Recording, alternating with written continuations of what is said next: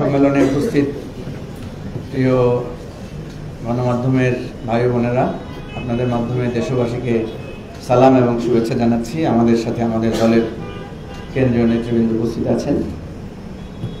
আমরা আজকে জুলাই সনদ বাস্তবায়নের জন্য সরকার যে আদেশ জারি করেছেন এবং সেই আদেশের প্রেক্ষিতে কিভাবে সেটা কার্যকর হবে, যেই প্রস্তাবনাগুলো দিয়েছেন সে ব্যাপারে এবি পার্টির অফিসিয়াল বক্তব্য এবং মতামত পর্যালোচনা তুলে ধরার জন্য এই সংবাদ সম্মেলনের আয়োজন করেছি। আপনারা আমাদের আহ্বানে এখানে এসেছেন। আজকে খুবই ব্যস্ত সময়ে আমি বুঝতে পারছি, তারপর আপনাদের সবাইকে ধন্যবাদ এবং কৃতজ্ঞতা জানাচ্ছি। মঙ্গলবার যেই সুপারিশটা আমাদের সামনে তুলে ধরা হয়েছে সে ব্যাপারে একটা লিখিত বিশ্লেষণ আমরা আপনাদেরকে দিব। লিখিতটা একটু দেওয়া যায় সবাইকে। তো আমি সেই লিখিত জায়গা থেকে অল্প কিছু পড়বো, আর বাকিটা আপনারা পঠিত হয়েছে বলে ধরে নেবেন, তাইলে হবে। আমরা এখানে যেটা দেখলাম যে এখানে তিনটা ভাবে আইনি ভিত্তি দেওয়ার যে বাস্তবায়নটা, সেটা তিনটা ভাগে ওনারা উপস্থাপন করেছেন। একটা হলো জুলাই জাতীয় সনদ বা সংবিধান সংস্কার যেটা, সেটা বাস্তবায়নের একটা আদেশ ওনারা জারি করবেন। দ্বিতীয় হচ্ছে এই আদেশের প্রশ্নে একটা গণভোট অনুষ্ঠিত হবে এবং এই গণভোটের পরে আগামী জাতীয় সংসদ যেটা হবে সেটা দ্বৈত ভূমিকায় হবে এবং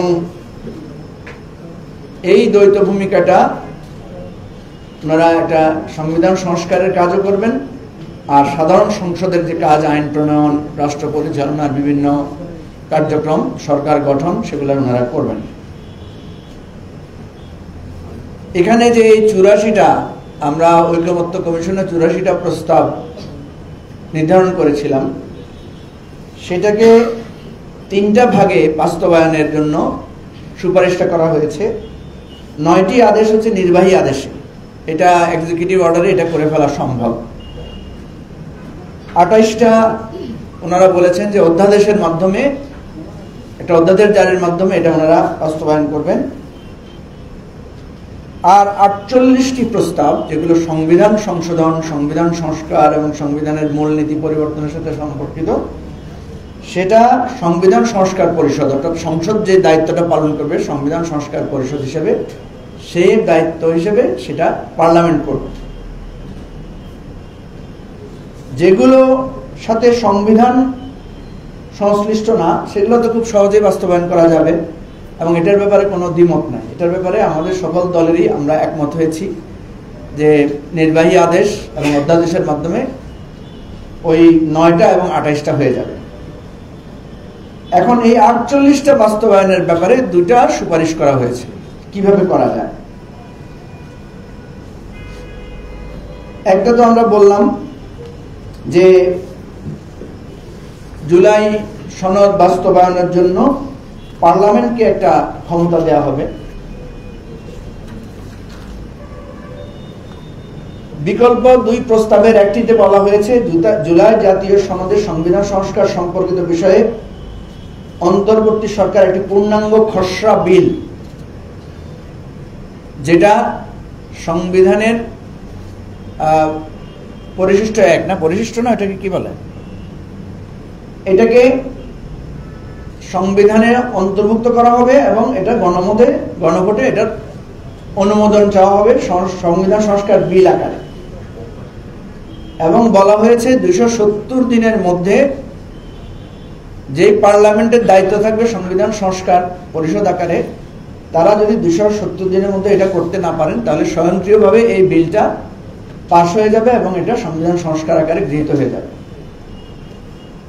অন্য প্রস্তাবে যেটা বলা হয়েছে 270 দিনের মধ্যে জুলাই জাতীয় সনদ অনুযায়ী সংবিধান সংস্কার সম্পন্ন করবে এবং সংস্কার কার্যক্রম শেষ হলে পরিষদের কার্যক্রম শেষ হয়ে যাবে, তখন এটা পার্লামেন্ট আকারে থাকবে আর সংবিধান সংস্কারের যে এখতিয়ার সেটা সমাপ্ত হয়ে যাবে।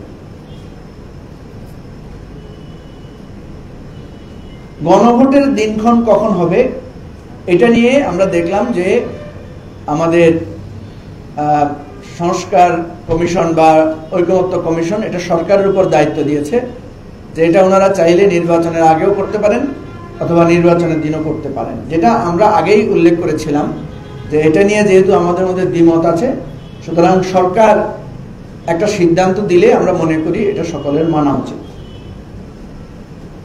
এখন আমরা দেখলাম যে কয়েকটা বিষয়ে বিতর্ক তৈরি হয়েছে। একটা হয়েছে যেটা এখনই বললাম যে গণভোট কখন হবে।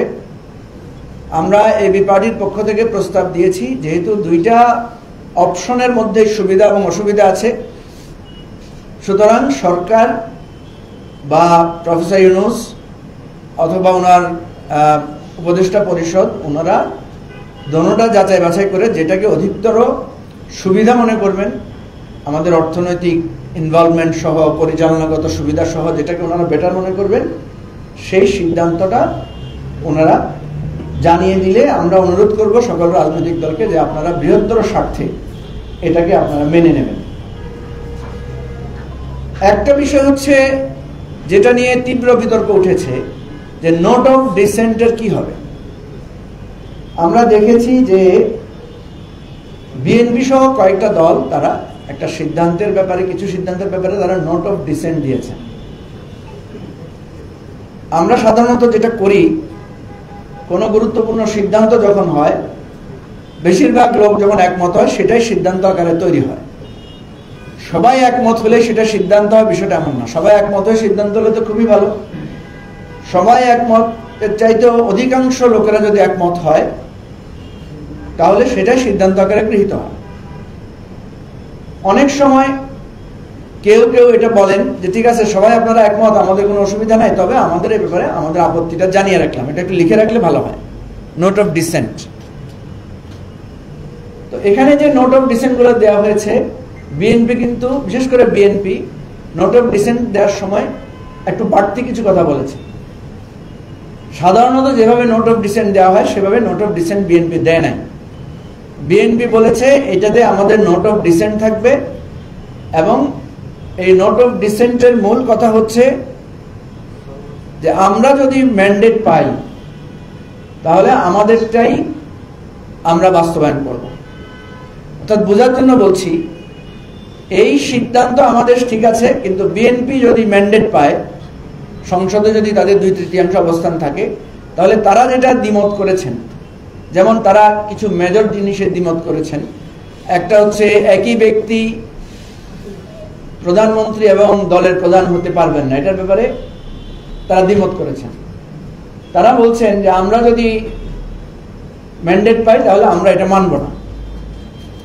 যেমন আমরা ঐকমত্য কমিশনে অধিকাংশ দলের মতামতের সিদ্ধান্ত হয়েছে যে এখানে একটা আপার হাউস থাকবে এবং সেই আপার হাউসটা গঠিত হবে প্রাপ্ত ভোটের রেশিও আকারে, অর্থাৎ সংখ্যানুপাতিকভাবে। বিএনপি বলছে যে আমরা যদি ম্যান্ডেট পাই তাহলে এটা আমরা মানব না। এভাবে দুদক, তারপরে আপনার পিএসসি গঠনের ক্ষেত্রেও আমরা বলেছিলাম এটা নিয়োগে একটা কমিটি কাজ করবে। বিএনপি এটাতে নোট অফ ডিসেন্ট, আমরা বলতে বেশিরভাগ দল, বিএনপি এটাতে নোট অফ ডিসেন্ট দিয়েছে যে আমরা যদি ক্ষমতার আমরা যদি 2/3 বা একটা অধিকাংশ আমাদের ম্যান্ডেট পাই তাহলে আমরা প্রধানমন্ত্রীর ক্ষমতাটাকে ওনারা সেখানে রাখবেন। আমরা এই সমস্ত বিষয়ে যথেষ্ট যুক্তিতর্ক করেছি, বোঝানোর চেষ্টা করেছি, বিএনপিকে এটা বোঝানোর জন্য চেষ্টা করেছি যে আপনারা পরামর্শ যখন দিচ্ছেন, নোট অফ ডিসেন্ট যখন দিচ্ছেন, তখন এজ ইফ আপনাদের মনে হচ্ছে আপনারাই ক্ষমতায় যাবেন। আপনারা ক্ষমতায় যাবেন এইটা মাথা থেকে সরিয়ে ফেলে যদি আপনারা রাষ্ট্রের কল্যাণের জন্য, বৃহত্তর কল্যাণের জন্য সিদ্ধান্তটা দিতেন তাহলে ভালো হতো। আপনারা জানেন যে এগুলো নিয়ে আমরা অফিসিয়ালি আনঅফিসিয়ালি নানাভাবে কথাবার্তা বলেছি। আমি কালকে একটা টক শোতে এটা বলেছিও যে এই অফিসটা তৈরি হওয়ার সময় আমরা যদি চিন্তা করি যে চেয়ারম্যান কোথায় বসবেন, সেক্রেটারি কোথায় বসবেন, অন্যান্যরা কোথায় বসবেন, তাদের কি কি সুবিধা দরকার, এটা কিন্তু আমি যদি ভাবি যে আমি দলের চেয়ারম্যান হব ভবিষ্যতে, সুতরাং আমার রুমটা এমনভাবে হবে আমার যাতে সুবিধা হয়, তাইলে এইটা সংস্কার হবে আমাকে চিন্তা করে। আমাদের যে সংবিধান রচিত হয়েছে 72 সালে, যেটাকে একটা বড় সমালোচনা করা হয় যে এই সংবিধানটা শেখ মুজিবকে বাংলাদেশের জাতির পিতা, রাষ্ট্রের প্রধান, আমাদের এটার মহানায়ক হিসেবে ভেবেই উনার আলোকে সংবিধানটা তৈরি করা হয়েছে, যার কারণে এটা একটা ত্রুটি, সামগ্রিকভাবে এটা একটা ত্রুটি। এখন আগামীবার যদি বিএনপি ক্ষমতায় না আসে, ধরেন কোনো কারণে এমন হলো যে বিএনপি ম্যান্ডেট পেল না, তাহলে দেখা যাবে যেই সংস্কার আমরা করতে চেয়েছি সেই সংস্কারটা একটা নির্দিষ্ট দলের দিকে আবর্তিত হয়। এই জিনিসগুলো আমরা যুক্তিতর্ক তুলে ধরেছি, বোঝানোর চেষ্টা করেছি। সর্বশেষ আমরা এতটুকুও বলেছি যে অন্তত একটা জিনিসে আপনারা আমাদের সাথে একমত হন, আপার হাউসে ভোটের পিয়ারটা আপনারা রাজি হন। আমরা মানে খুব আশাবাদী ছিলাম যে বিএনপি শেষ পর্যন্ত রাজি হবে, কিন্তু বিএনপি শেষ পর্যন্ত রাজি হয় না। আজকে আপনাদেরকে আমার এটা বলতে দ্বিধা নাই, যেহেতু আমরা একটা সমাধানে পৌঁছতে চাই। আমরা একদিন ঐকমত্য কমিশনে এভাবে ডাইনিং টেবিলে খেতে খেতে আমরা বলছিলাম যে আমরা যদি সব বিষয়ে মানে কিছু জায়গায় একমত না হই, সমাধানে না পৌঁছে কি হতে পারে। তখন জামাতের পক্ষ থেকে আমাদের সেখানে একটা প্রস্তাব পাঠানো হলো যে এই যে 9টাতে তারা নোট অফ ডিসেন্ট দিয়েছে, তার মধ্যে যদি অন্তত একটা আপার হাউস এই জায়গায় যদি বিএনপি ছাড় দেয়, তাহলে বাকিগুলোর ব্যাপারে আমরা একমত হব। আমরা পরে এনসিপির সাথে কথা বললাম, এনসিপি ওইটাতে রাজি হলো। আমরা বিএনপির শীর্ষ নেতৃবৃন্দের সাথে আলাদা করে বসেছি, বোঝানোর চেষ্টা করেছি, কিন্তু ওনারা শেষ পর্যন্ত আপার হাউসে এটাতে রাজি হন নাই। এটা বিএনপির স্বাধীনতা আছে, অবশ্যই ওনাদের এখতিয়ার আছে, ওনাদের কল্যাণের জন্য ওনারা যেটা বুঝবেন সেটা। আমাদের কাছে মনে হয়েছে যেটা যে বিএনপি আপার হাউসেও তারা চায় যে তাদের প্রাধান্যটা বজায় থাকুক। ওই যে আপনাদেরকে বললাম যে সংস্কার চায়, তবে নিজের প্রাধান্যটাকে মাথায় রেখেই সংস্কারটা ওনারা করতে চান। এটা আমাদের কাছে মনে হয়েছে। আমাদের যদি ভুল হয় সেটার জন্য আমরা নিশ্চয়ই ক্ষমা সুন্দর দৃষ্টি আশা করব না। আমাদের কাছে মনে হয়েছে জাতির বৃহত্তর স্বার্থ বিবেচনা করে আমরা যদি এটাতে যেতে পারতাম, তাহলে একটা সমাধান পৌঁছানো সম্ভব হতো।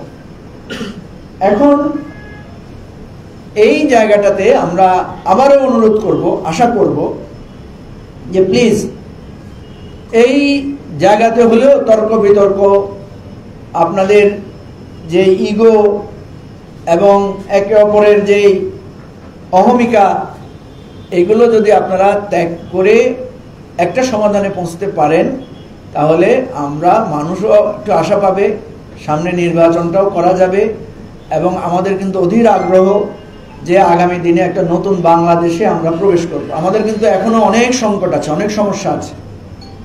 আমরা আশঙ্কা করছি যদি এই তর্ক বিতর্ক, এই অহেতুক অহমিকাবোধ এবং বিতর্ক এবং ঐকমত্যে আমরা পৌঁছাতে না পারি, আমার আশঙ্কা যে আমাদের প্রধান উপদেষ্টা যিনি আছেন ডক্টর ইউনূস, এই দায়ভারটা ওনার উপরে যাবে যে উনি সবাইকে জাতিকে ঐকমত্য করতে পারলেন না।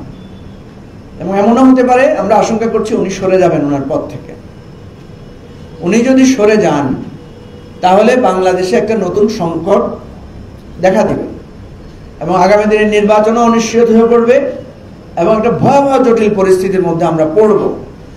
এটা আমাদের এই দলের পক্ষ থেকে আজকে আমরা জাতিকে সাক্ষী রেখে আমরা বলছি, অতীতে আমাদের গোয়ার্তমের জন্য, অতীতে আমাদের এই ধরনের ছাড় দেওয়ার মানসিকতার অভাবের কারণে, এই অহমিকাবোধের কারণে আমরা অনেক জটিল পরিস্থিতিতে পড়েছি। 1/11-এর মতো ঘটনা এই সমস্ত কারণে হয়েছে।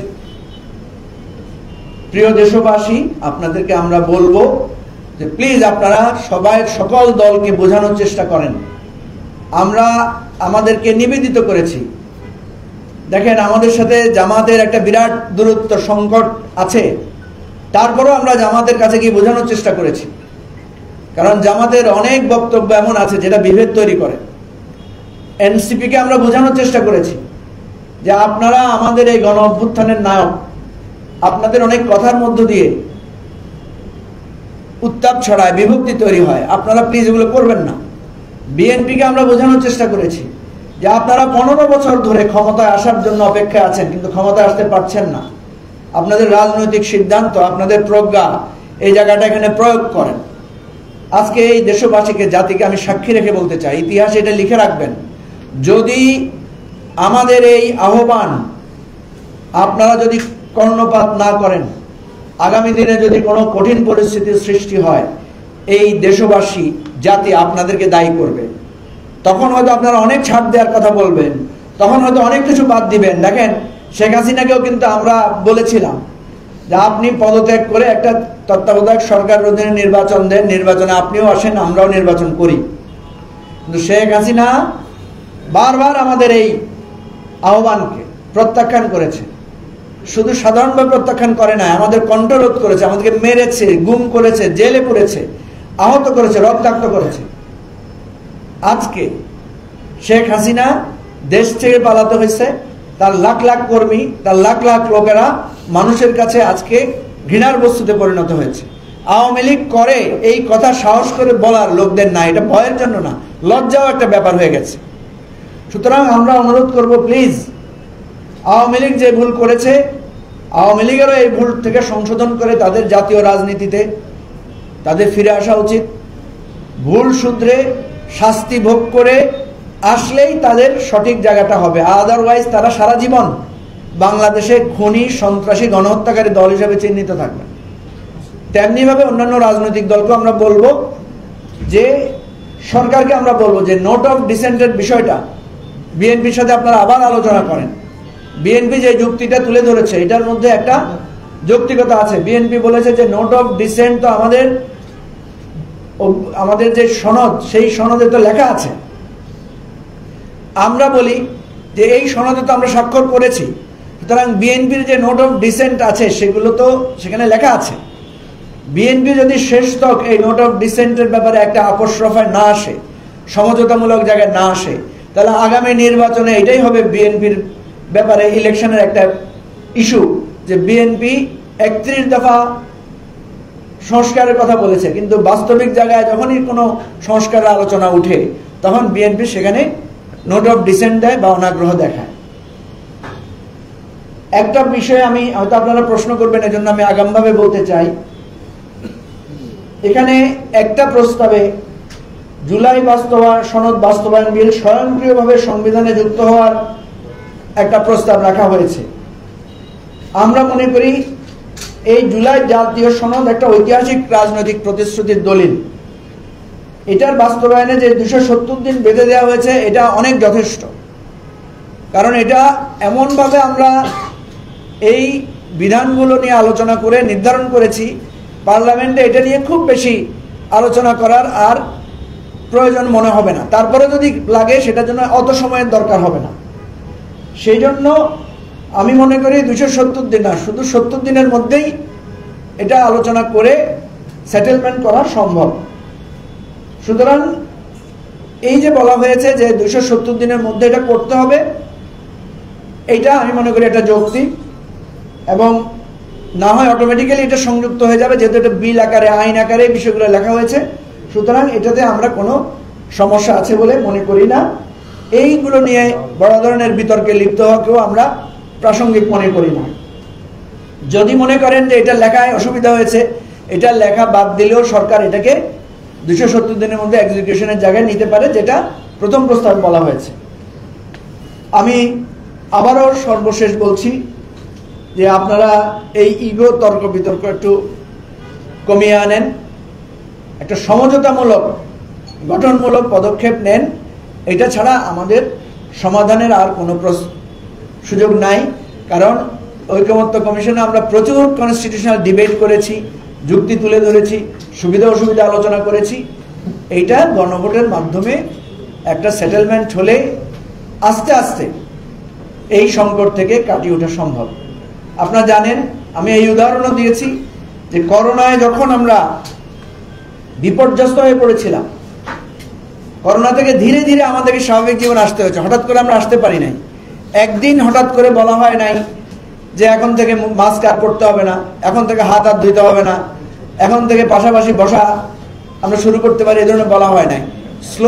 স্লোলি আমরা আমাদের স্বাভাবিক জীবনে ফিরে এসেছি। দেখেন, এখানে একটা লোকের মুখে এখন মাস্ক নাই, অথচ একটা সময় ছিল আমরা সংবাদ সম্মেলন করেছি, সকলের মুখে মাস্ক, সকলের গায়ে আমাদের পিপিই পরা ছিল।